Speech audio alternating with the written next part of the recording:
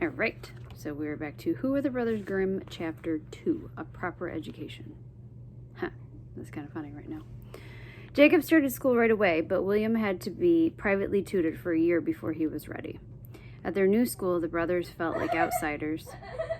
They were far behind the other students, most of whom were children of noblemen. The boys' classmates made fun of them, and their teachers were not much kinder. But Jacob and William worked hard.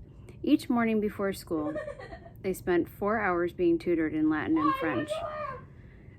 They also studied geography, natural history, and other subjects for 6 hours each day. Soon, their hard work paid off. Jacob especially excelled at his studies. By the time he graduated, he was first in his class.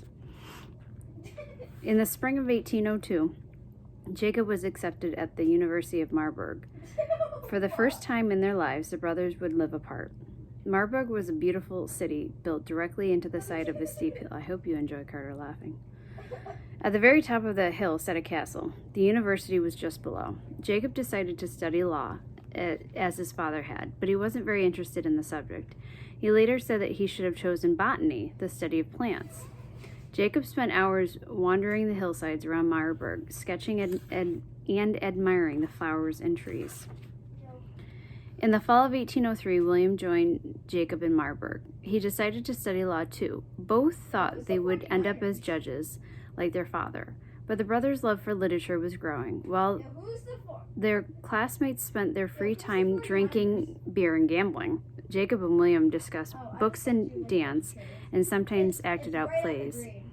One of their favorites was Shakespeare's A Midsummer Night's Dream. They even dressed in costumes. The brothers also loved to tell each other children's stories, myths, fables, and fairy tales. They were much poorer than their classmates. However, William and Jacob only seriously complained when they didn't have enough money to buy books. And then here's a little thing on Aesop's fables.